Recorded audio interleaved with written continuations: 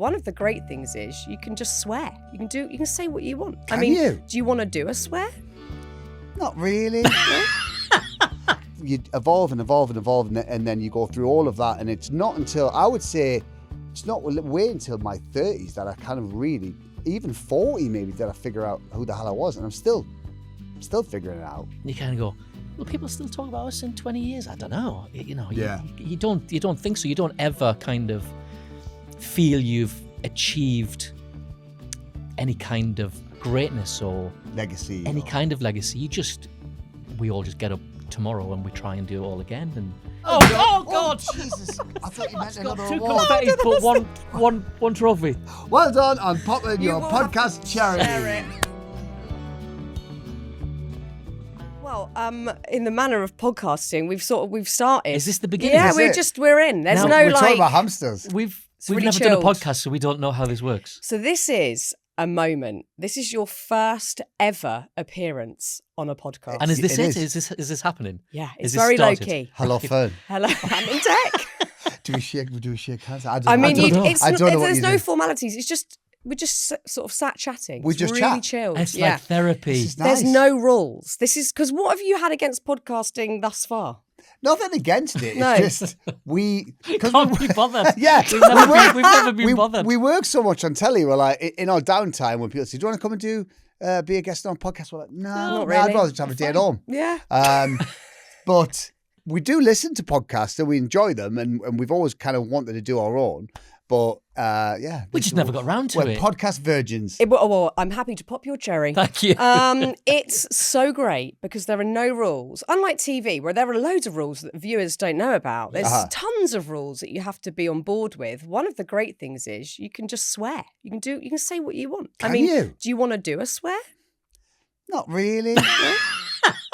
I mean, I We swear even- a lot in real This is life. well- I this- know. this This is is- what. this As gone you in- know me well. It's so kind of gone into your New Year's resolution, this, hasn't it? it has. What, not swearing? Not well. My little one is 19 months now, so all his words are starting to come slowly. But I'm getting told off a lot for swearing a lot in the house, so I have to curb the swearing. So what I'm not going to do, Fearne, is start swear swearing now. on a podcast. Oh, damn. Yeah, so I need to curb it. We even keep the C-bomb in. No. Do you? Yeah, Who yeah, dropped yeah. that? Oh, loads of people. Caitlin Moran, we've had loads of C-bombs. Daisy May Cooper. Oh, it's like Yeah. millions of times, more Yeah. than any other word. But it's quite a nice one to say. It's like a juicy one to say. Oh, yeah. So yeah, if you feel the need during this hour, Great. the platform is Well, yours. I mean, once I get animated, all my New Year's resolutions go out the window. Let's be honest. Let's see how it goes. the swearing thing with kids is really hard. I remember when Honey must have been about 4 and we were watching like a David Attenborough show or something. And it was completely silent. Why and would you swear at went that? and she went, "Shit, that fish is big." I was like, sorry, what? She had no idea it was a rude word. It's just something she heard often. Right. yeah. Yeah. Well, we Context. Yeah. we were in Australia last year, and Isla's now 7, so she's like, the family come to Australia with us. Yeah. So I come back from work, and she wants to watch the show. And of course, it's after the watershed. It's at 9 p.m. and they get back and like we put it on and go, "Oh yeah, look, there's Daddy, there's Uncle Ant." And then it goes into a VT and they're all swearing at each other or whatever. And I'm like, "Oh, I'm not sure it's a great idea for her to watch on Celebrity Get Me Out of Here."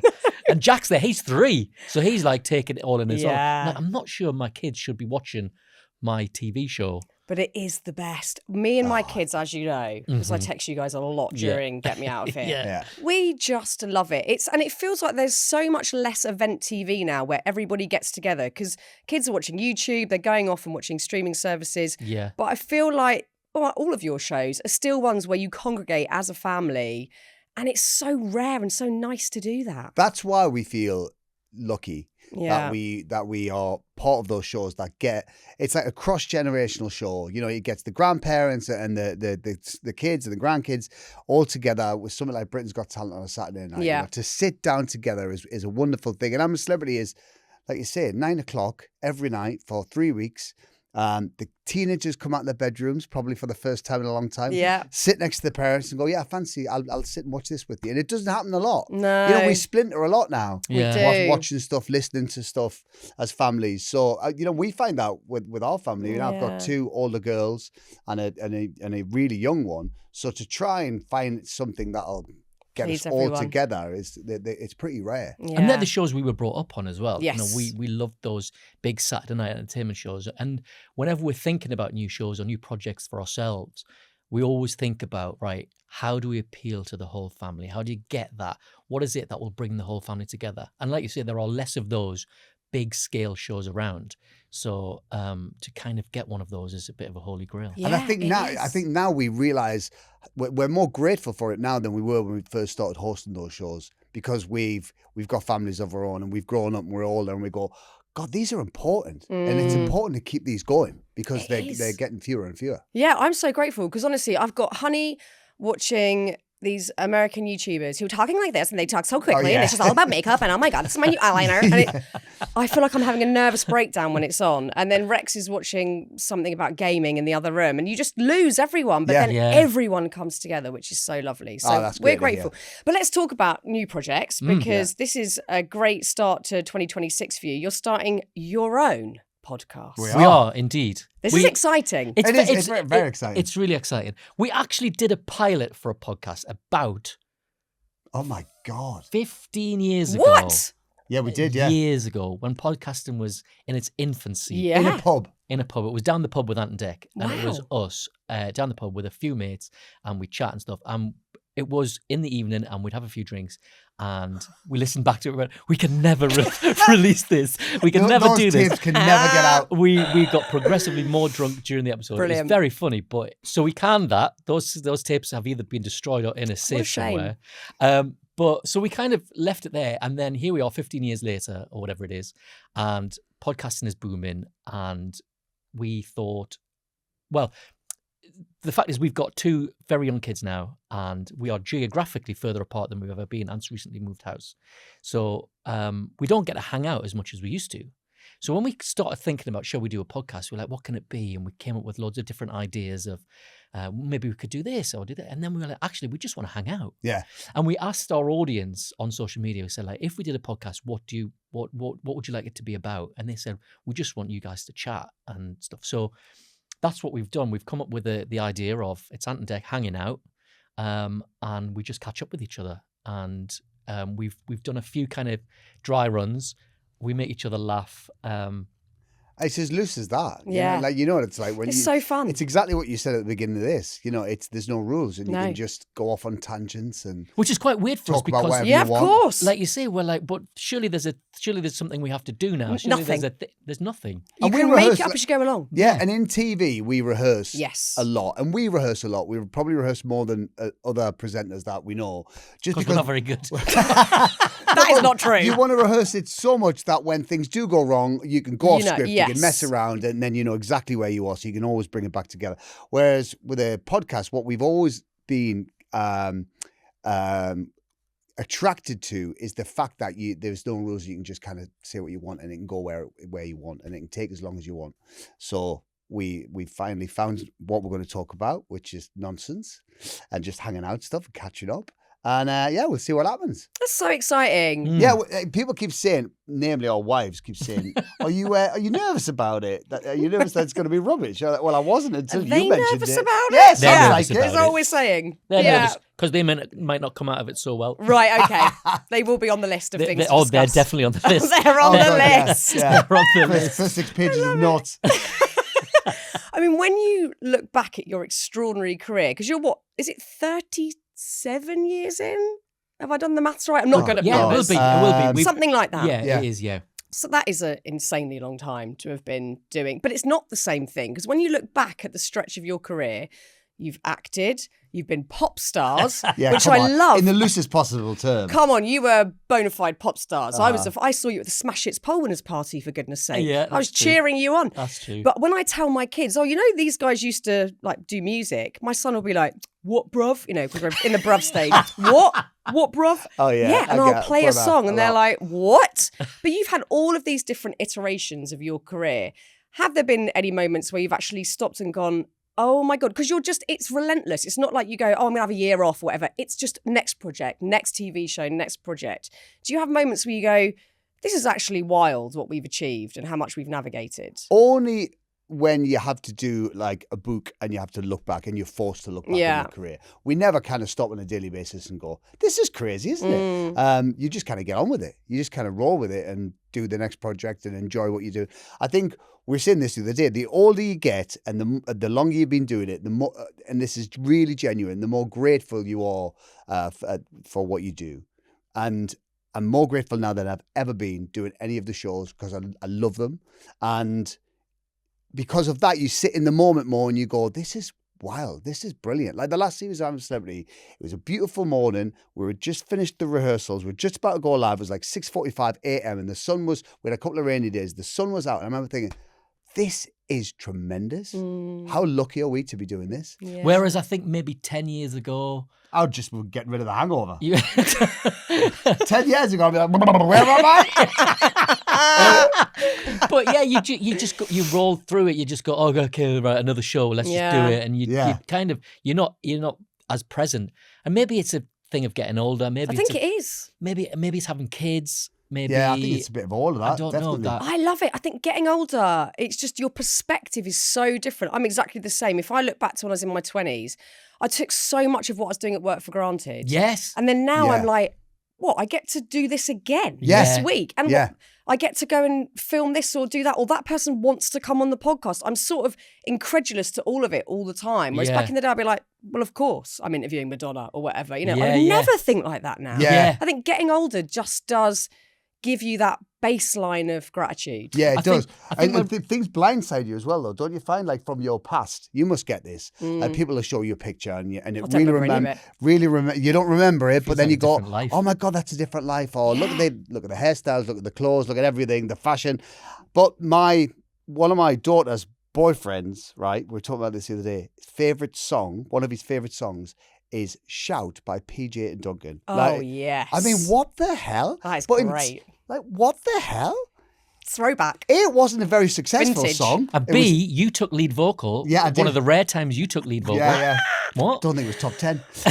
But the fact that how is that one of your favourite songs? That's just crazy. And I never thought about that song probably for 10 years. Until, Wow. I mean, I play your you put songs it quite on. a lot on my radio show. do you? Oh, yeah, well, we know you do. I do. You And text us it's, do you know before. what? With your songs, the best thing are the lyrics. Some of the lyrics are they're so great. Come on, Fearne. Oh, There was don't. one I texted you the other day and I can't think what it was, but it was just genius. Genius lyrics. Come on. Not all of them. We weren't responsible for all of them. We only got involved in the songwriting towards the end of our career when it was all going downhill. When the album sales went down, the That's more so- we wrote, the less we sold. Right, okay. I see how this works. Yeah. It's But so yeah, brilliant. sometimes I look back at some of them, like some of the lyrics to Let's Get Ready to Rumble, and you're like, oh, my toes are curling. No, But I no. remember- Let's Get Ready to Rumble is genius from start to finish. That's undisputable. But at the time, even in the studio, when we were recording that single, we were like, this is a bit cringe, isn't it? Isn't this? Did people actually say this? Yeah. And that Psych. song still follows you around. Yeah, That's oh going God, nowhere. Yeah, that's going nowhere. That's going nowhere, guys. Sorry about that. No. Again, I'm grateful for that now. Yeah, There was a period where we were so embarrassed about it, embarrassed about even recording it and releasing it and then inflicting it on the world. And then we brought it back on Saturday Night Takeaway. And after, what was it, 19 years? Mm. And because we'd done it on Saturday Night Takeaway and we had fun with it and enjoyed it, it went to number one. It was never Yeah. number one before. It was like number 9. So I think you kind of... Not forgotten it. The passage of time always helps you. But you know what? I feel really grateful and really lucky that actually we're still sitting in our career, and we're able to look back and be really grateful for everything. I would hate it if our career was over and we were sat at home and going, God, we had a brilliant career, and I never really appreciated it at the time. Yeah. To be still in our career, still doing and it. still going strong, and have a newfound kind of appreciation for everything, I feel incredibly lucky. Yeah, I think also so much of it is so fast paced at the start that you just Yeah. don't get You're a tired. minute And to you're go, waiting am for- I enjoying it? I'm just doing it. Yeah. And you never, you know what it's like. You never feel like you've made it. No. You know, you never feel like, oh, I great, think people can will be relax now. surprised to hear you guys say that though, because you are top of your game and you've relentlessly been top of your game. You know, we've just seen you succeed, and I think it's actually really important to hear people at the top of their game say, oh no, I don't feel like I've ever nailed it, because we all can compare ourselves or look at other people and go, but they must feel different to me. I still feel like that now. I still feel like we haven't made it. I feel like it could all go tomorrow, like, you know, in the blink of an eye. You never know. And I guess it's another one of those things, getting older, you kind of go, when it is over, what is the legacy? What have we left behind? And I don't know, you go, don't know. You know, like for us, we love Morecambe and Wise, and you can watch them every Christmas because they've left such an incredible legacy, and we enjoy them still now. People still talk about them now, and you kind of go, will people still talk about us in 20 years? I don't know. You know, you don't think so. You don't ever kind of feel you've achieved any kind of greatness or legacy, any kind of legacy. We all just get up tomorrow and we try and do it all again. And I don't know if you ever feel like you've made it. I mean, you undoubtedly will be talked about for years to come. But I think when you're you don't have that outside perspective. Nah. You're just living in it and hoping for the best. We don't know what's going to happen tomorrow. So you do just have to, I guess, wake up and put one foot in front of the other and try again. And just go again. I've found being out of the game of being on telly and, you know, kind of show business, whatever, and then coming back into it again, a newfound appreciation for it, a newfound respect for everyone that does it. You are able to, and not many people get to do this in their lives, is just kind of step off the merry-go-round a little bit and go, okay, if I'm allowed to get back on, then I'll do things different, I'll think different, and I will enjoy it more. That's the main thing. Because and I did, and you know, like, things are wonderful, and I think that really helps your perspective on life. And it's just a laugh, you know, like we do the best job in the world. We have a laugh every day. Every day we turn up together, we'll always have a laugh. Yeah. Even if the show's terrible or it wasn't a great episode, we've hosted some turkeys over the years. It hasn't all been success after success, but even if we're having a bad day at work, we can still have a laugh because I go to work with my best mate. I mean, that life doesn't get better, does it? It doesn't, but I think the industry is weird and it can feel a lot more serious than it should be because people around you put that sort of severity on it. Like, you mustn't mess up, or this has to be okay, or we have to get these viewing figures. And you can get, you know, totally in that vortex of worry and concern that things aren't going okay, or this is much more serious than it needs to be. And I think if you can actually, like you say, especially when you step out of it for a minute, you know, I haven't done TV for a long time, so I'm not in that world anymore, and I've not got massive desires to get back into it. I think because I've had that long out of it, it just sort of terrifies me because of all of those things, and because it is so exposing, you know, and you are in people's front rooms and in people's, you know, homes, and it's and they're turning on their TV and you're just there. I think that responsibility feels huge. But if you can always go back to, I'm having fun, that means success to me. It's not about numbers. It's not about popularity. It's I had a nice day. Like, that surely is success. I remember how it felt in the beginning. You know, it's a privilege to be in someone's living room on a Saturday night hosting the big shows. That's more than a job. That's a real privilege and an honor that people trust you enough to go, I'm going to settle down with my kids and you're going to entertain us for the next hour and a half. And we don't take that lightly either. You know, we, like I said before, when we're looking at projects, we always look at how can we get the whole family together, and to entertain the whole family is no mean feat. And you've got to try and grab each generation and entertain them. And we take that it's entertainment and it's fun, but we take it incredibly seriously when we're working on our shows. Yeah, it is, and people feel like they know you because of that mindset. You know, you are part of everyone's family life. You know, you're that moment after dinner where you all sit down together, and because you've consistently been in our lives, people do assume they know who you are as people, which is... I mean, I've had people pull up chairs at tables when I'm out for dinner. What, just to join you? Sorry about that. I didn't know you were going to be in there. I didn't know you were there. Constantly doing it. I'm with the missus, leave us alone. Yeah, just to sit down.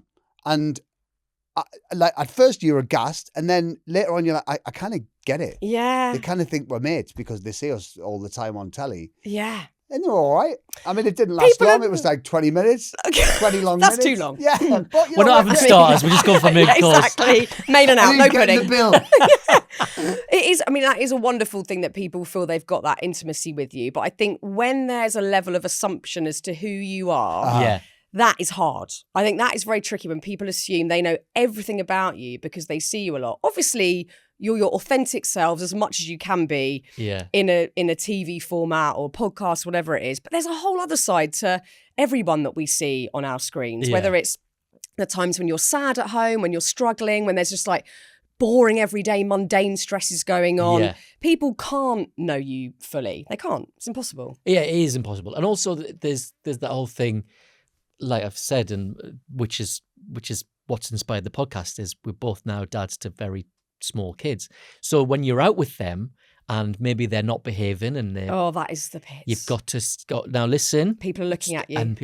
And sometimes they're like, you see the phones coming out, you go, don't stop No. filming me disciplining my kids. No. Or go, can I just get it? Would it be okay to get it? You're like, oh. You shouldn't smack them in public, Will. You've got to rein that in. I would have filmed you as well, sent it to the authorities. Yeah, maybe I shouldn't have threatened to smash his face in. I just said comes so naturally to me. 23. I mean, it is hard though. I've had that where my kids are older now, but when they were tiny and they're just being little shits, like all kids are, and you want to go, oh my God, pack it in, but you're having to do gentle parenting because people are watching. Like, this is just how I parent normally, guys. We're going to take some deep breaths, okay? And we're going to I understand that you're angry, and inside you're going, fuck! It's the worst. It's so bad. It's so hard. It's so stressful. It's so hard. But again, that's kind of one of the reasons we wanted to do the podcast, was just to be able to get in a safe space and go, oh my God, this is really hard. Yeah. And talk about parenting and talk about all the other things. Parenting should be illegal. It's like, it's insane. It's so And mad. also, Not everyone's great at it. And do you know, No. none of us know what we're doing. We don't know what we're doing. That's what I was going to say. It's like, We haven't got a clue. none of us really know. All we can do is go, oh God, what did my parents do the opposite to me?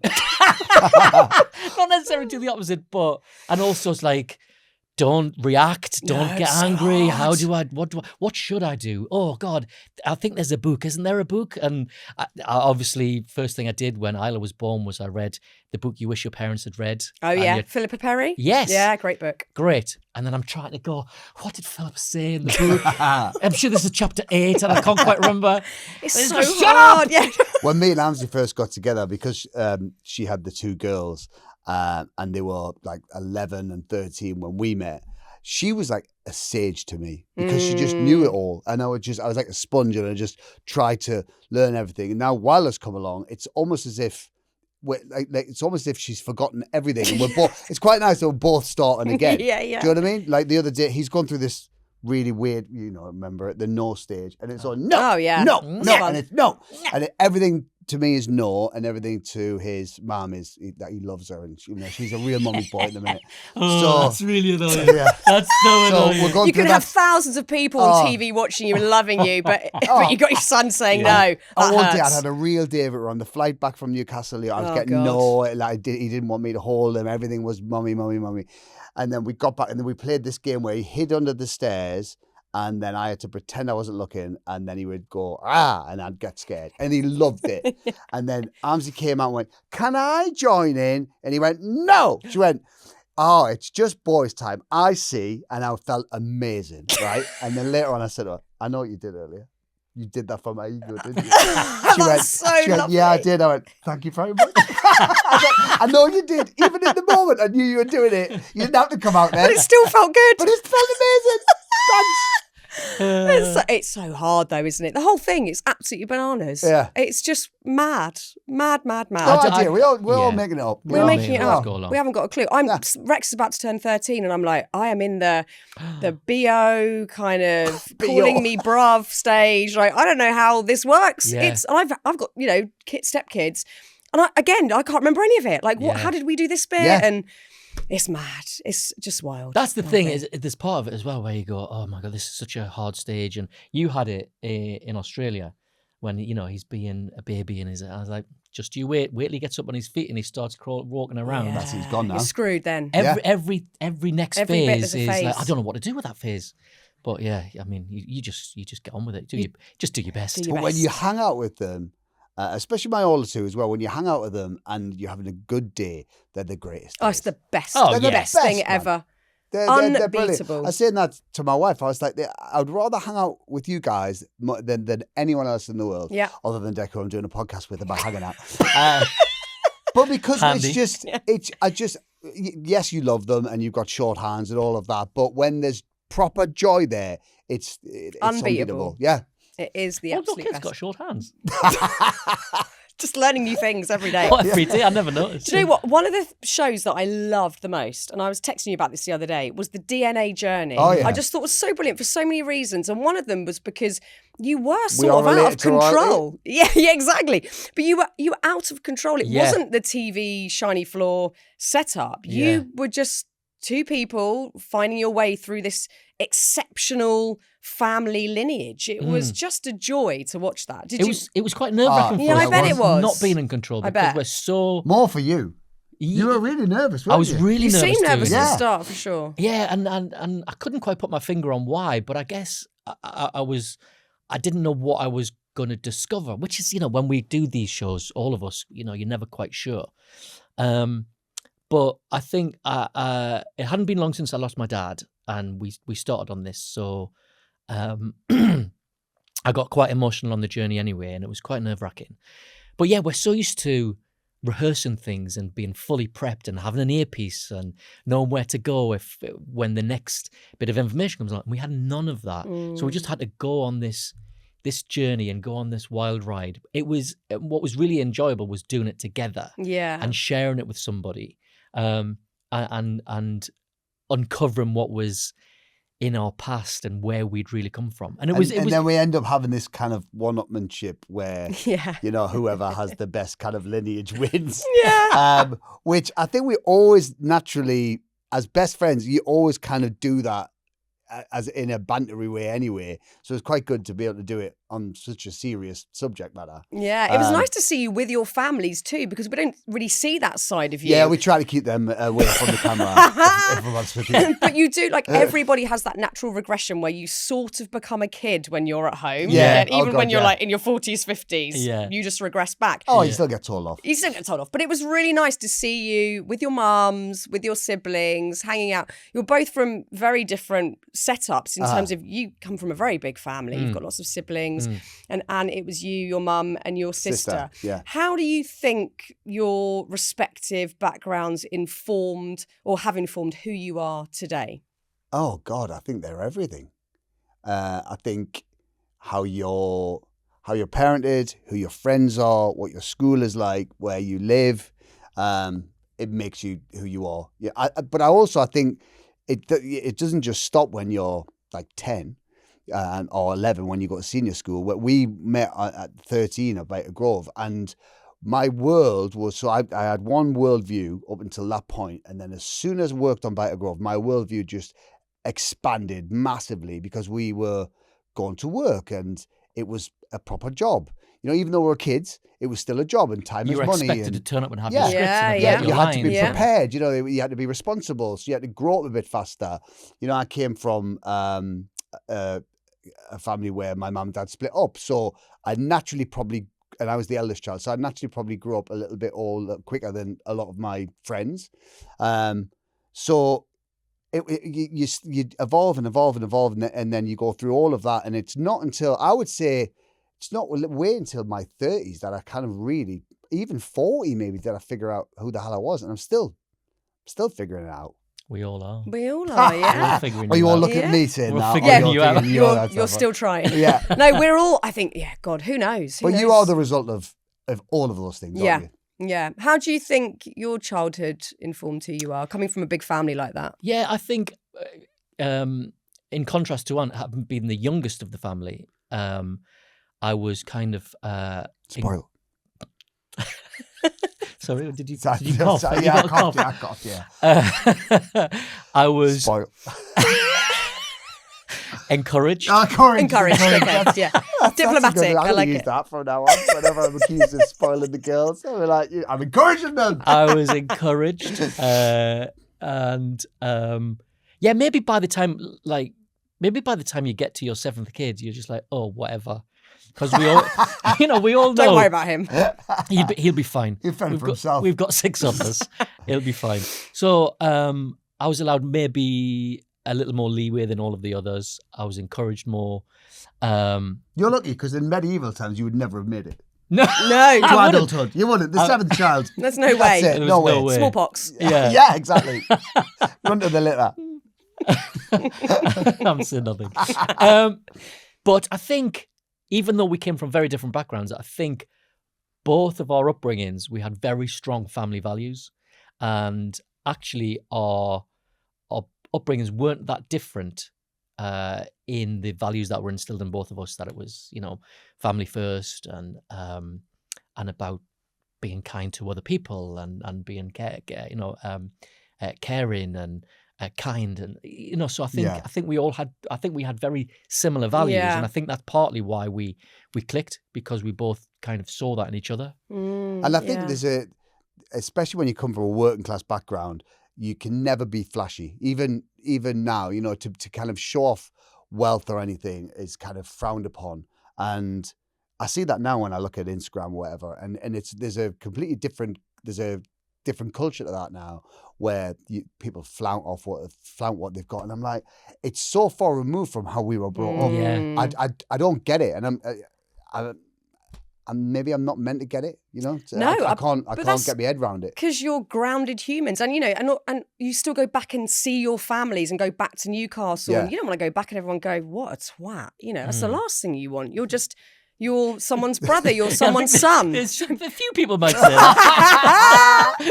let's not overgeneralize. Okay. But I thought it was a beautiful show, and I just loved the poignancy of it, and it was just a wonderful eye opener to see those sides of you. It was interesting as very well. Special. Thank you, and it was really interesting because I kind of knew that my DNA was back in Ireland from. I mean, you're both incredibly Irish for the 2 most famous Geordies. Yeah, I know. You're like so Irish. Yeah, so Irish. I knew my lineage back to day one was literally Ireland, and you can kind of, put in a map. My family has kind of travelled. The furthest we've gone is to Newcastle.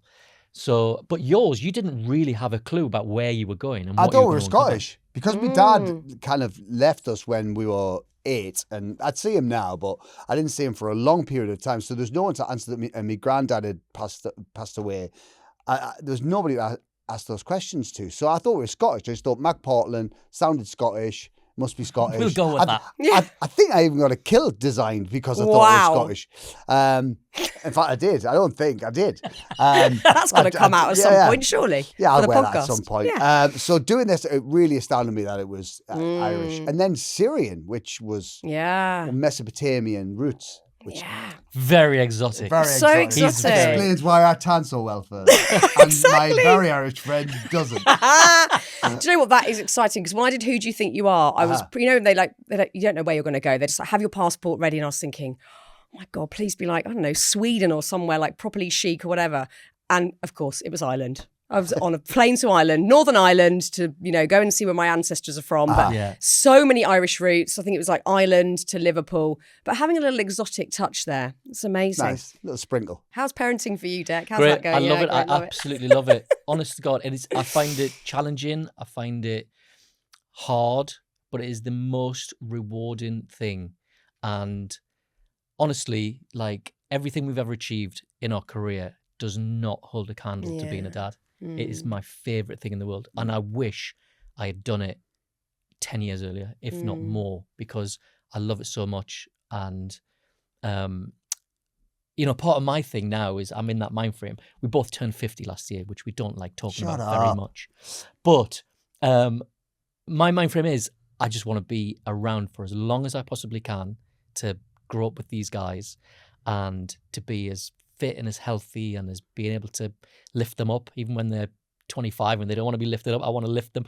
I just want to be there for them and enjoy them for as long as I possibly can, because they are the most incredible thing that's ever happened to me. Yeah, so beautiful. Honest to God, I wish I'd done it far earlier and had tons more. Yeah. I mean, it does make you certainly think about your own health, and that you do want to be present and healthy and good to go. One of the things that I desperately want is to be less stressed constantly. And we're in a new year, so it's like, right, how am I going to manage my stress this year? Or how am I going to just have a slightly different perspective so I don't dive into situations that just don't need my energy in that way? I would love that too. Yeah, how do you cope with it? Because although, yes, being in TV is a privileged, brilliant job, and it's most of the time fun, it, of course, has so many behind-the-scenes stresses that people will never know about. Live TV, but also all the shit that comes with it. Like, you know, having to do stuff like press interviews or even press intrusion. I have not dealt well with that myself. I don't like those phone calls. I don't want to know what's going on. The whole thing, you know, it nearly floored me about 14 years ago to the point where I was like, I think I'm out. I think I don't want to do this anymore. Yeah. I cannot handle it. And I'm sort of getting a bit better, I would say. I'm able to sort of maybe take one step back and look at it and go, this is not the end of the world. Like, you know, things will be okay. But it's not a nice feeling having stories out there about you or any press intrusion. How have you coped over the years with that? You do learn to grow a bit of a thicker skin. That's the first thing you have to do, and sometimes you have to let something go when you read something about yourself. You go, this isn't true. This didn't happen, or this isn't the right perspective. Sometimes you have to let it go because you know you don't want to inflame it or give the story give that any oxygen to keep it going. Sometimes you just like, oh, do you know what? Let it go. So that's frustrating at times. It's not easy, and I don't think there is a fail-safe way of going, oh yeah, I just get on with it. I don't read the papers and I don't do this. I don't do that. It still hurts, but I think you've just got to, well, we've had to grow a thicker skin. Pick your moments to when you challenge things, when it's really, really, when you really feel you have to challenge something. It's true. You've got to stand up for yourself sometimes. And then other times you've got to just realise that it's not worth it. It's a waste of energy. It's a waste of energy. It's not worth it. You know, having a thick skin or developing a thick skin, I think nobody starts in this business with one. You know, you develop it over time. And developing one is actually, there's a value in it. Because if anything, you know, like if my kids grow up and they have develop a thick skin, that's a good thing because you don't want them to be oversensitive to everything. You just don't, you know, and not just press, just life. Yeah. You know, because if you can put up with stuff and get on with stuff and develop a thick skin or develop not even thick skin, a perspective on things. Yeah. A resilience. Yeah. That's what I kind of want for them. But you're right. I think sometimes is being able to step back and look at things in perspective and go, in the grand scheme of things, does this one really matter? Maybe not. Let's move on. Again, I think there's a period I had loads of stuff written about me, like the horrible stuff and opinion pieces and all that. I don't think I read any of those. Was there Did you write them? And it got to a point where you go past being frustrated and upset. It's almost laughable because you just go, you're so far removed from me. This person, it's almost, I'm reading about a third person. I'm reading about this other person who doesn't exist. That's not me. No. And as long as you remember that, and if you're a good person, you're still trying to be a good man. You know, I try to turn my life around, and I'm a better man now than I was 10 years ago. I'm happy with that. So somebody's opinion piece won't change my day. But you have to have a real sense of self. Yourself. Like you have to really know who you are, which I think is weirdly harder than it sounds. Yeah, and it is. Our job forces us perhaps to have an idea of that because you're having to present it constantly rather than, you know, just sort of going through life hoping for the best. Your image is reflected back at you constantly. People have an idea of who you are. So you have to be very certain as to who you are, what your set of values are. That's something that perhaps is a good benefit that comes from the shit bits of this job, I think. Yeah. I don't even know if I have that. I don't know really? I'm not sure that I have that certainty about who I am and what I don't know. It's just, it's like Anne says, I just get out of bed in the morning, I try to be a good person and I try to be a good dad and I try to be good at my job. And I think that's like positive because I think actually when we're so set on ideas as to who we are and how the world works, that's where we get into any kind of battle, isn't it? Is when your opinion is so vehement that anybody saying anything other than that is wrong. Yeah. And actually, if you get up and you're like, I actually don't have a clue what's going on or who I am, that's kind of a good place to be. Oh, we were talking about this the other day. Right? I heard somebody say the other day that all opinions should be provisional, like a provisional driver license. That you should have an opinion on something, but always understand that you will travel more, you will meet more people, you will get older, so your opinion can change, right? Yeah. It's once you have it, say if you have it in your 20s, you don't have to stick with that for the rest of your life. Yeah. And I was a bit like that over sourdough bread, if I'm honest. Very serious matter we're talking about here, guys. Yeah. Well, I used to hate it. Well, you were you were anti it. I was anti-sourdough. Everyone was banging on about sourdough, especially post... Emperor's New Clothes, you said? Yeah, I did call it the Emperor's New Clothes. Yeah, you Because did. everyone was, it's amazing. It's Emperor's New Clothes. What See, you I on loved about? a bit of sourdough. We got into an argument about this. We did Emperor's have an New argument Clothes. about it. Because as soon as you toast a bit of sourdough, it's just hard on your teeth. Especially Right. with my gnashers. You know, Right. they're not all real. Okay. So I was like, some of these, this is not good. But actually, when you go to Australia and they do, like, how good's that breakfast place that we go to? And that's sourdough. I said, what bread's this? She went, it's sourdough, mate. I gutted. thought, I'm going to have to change my opinion, aren't I? And I have. But I'm all right. And it's okay to say, right? It's very flexible of you. Very flexible. Yeah, you've got of to. you. Yeah. I mean, I've started with sourdough and I'm going to apply it to the rest of my life. It's but I'm starting somewhere. Politics Exactly. next. Yes, politics. Yeah, that's the thing. Like politics, don't jump on something in your 20s or 30s and think you've got to stick with it for the rest of your life. You can change your mind. Of course you can. That's it. It's so important. We had a guest No on big deal. who's sadly not alive anymore, this amazing Buddhist monk who had written a book, and I've mentioned this before on the podcast, but it's worth a mention again, a book called I May Be Wrong. And that was the whole mantra, was whenever you're in conflict, that in the back of your mind, you just say, I may be wrong. Yeah. And you might be. I think Do you ever think that? Well, Do you ever think that? Rarely. I think maybe wrong, and then footnote, probably not. But I'm probably But I'm not. probably right. I've got an inkling I'm right.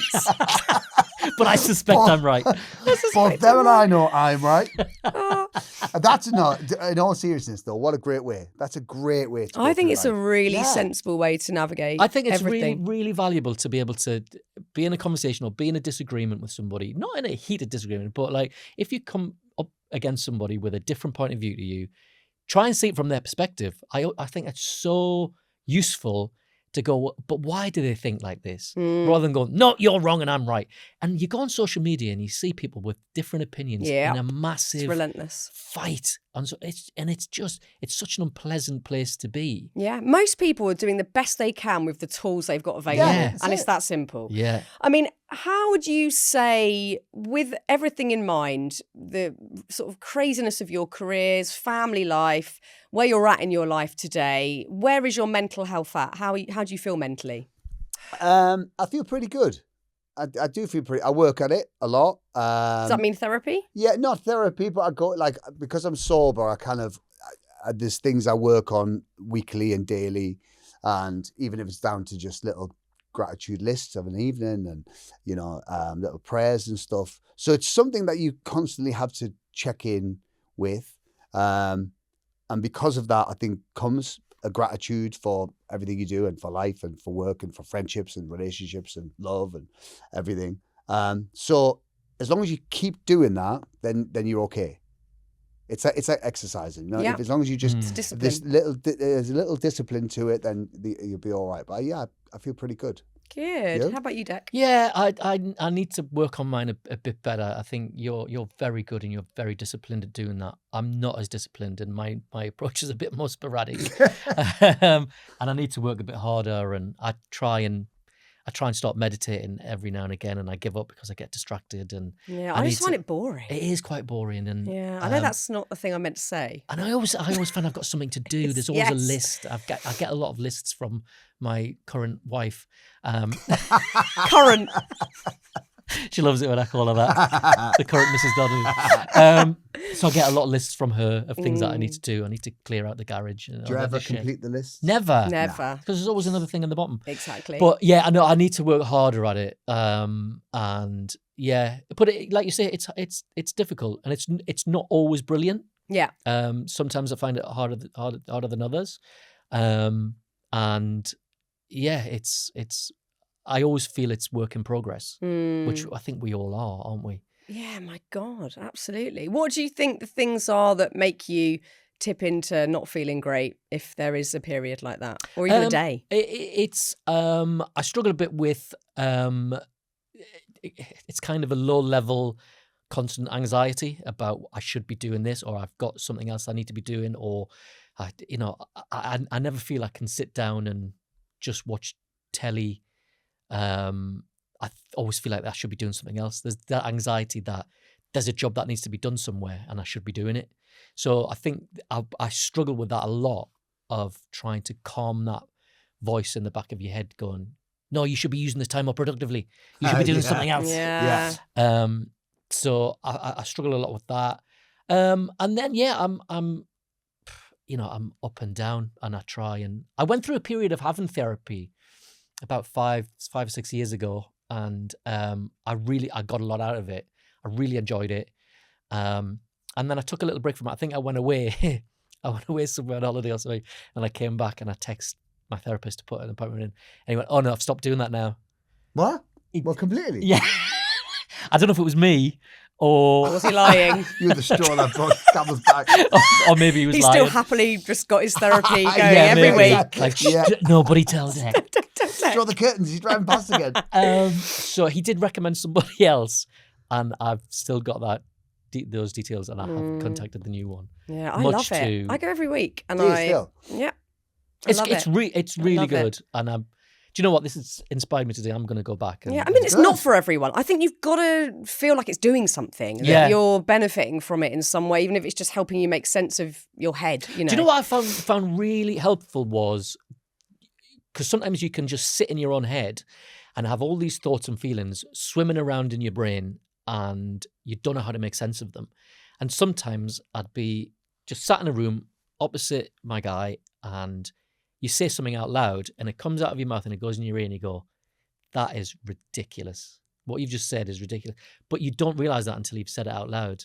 And he's gone, "But why do you think that?" And I go, Yeah. "Do you know what? I don't know. Now that I've said that, I've realized that is really stupid." Yeah. But it's swimming around in your head, and you Of don't know how to course. deal with it. Yeah, or even writing it down. I think seeing it on a page, you're like, what? Yeah. That's how I feel? It's mad that it's Yeah. just all trapped until you've said it, written it down. Yeah, It's a good exercise. it really, really is. But yeah, I think we're all work in progress, Yeah. and what is that saying? We're all kind of products of the slings and arrows we've faced over the years, or both of our upbringing, and then of all the experiences and slings and arrows that we've faced. We are products of that, and we're all work in progress. Yeah. Without a doubt. And that's why I think Progress, not perfection. Yeah, perfection's boring. Boring. and Yawn. that's why I think you always see those things just to be kind to other people and be mindful of we're all going through this mad world and are just products.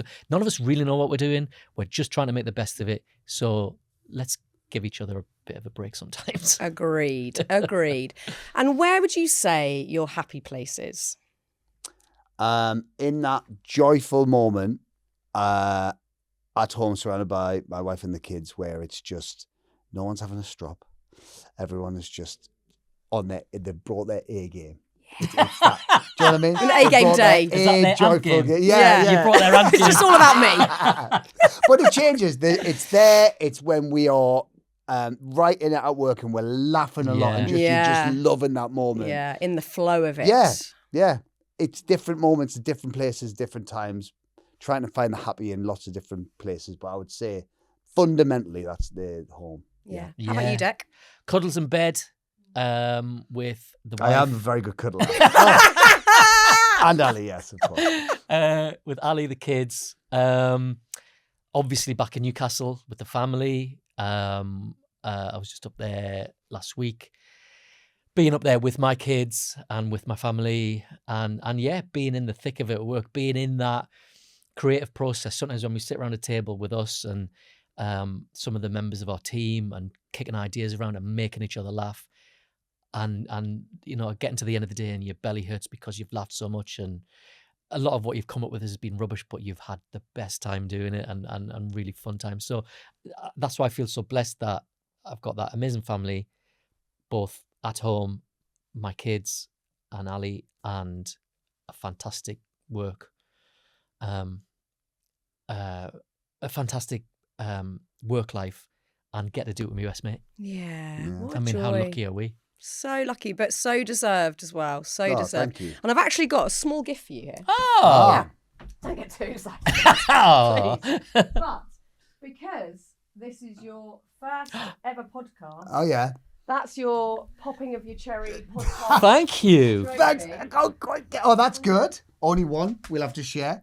Oh, Yeah, it's like Britain's Got Talent. Hey! yeah. Oh, that's very kind of you. Well Oh, done. oh, God. Jesus. I thought you meant Got another 2 award. confetti, but one trophy.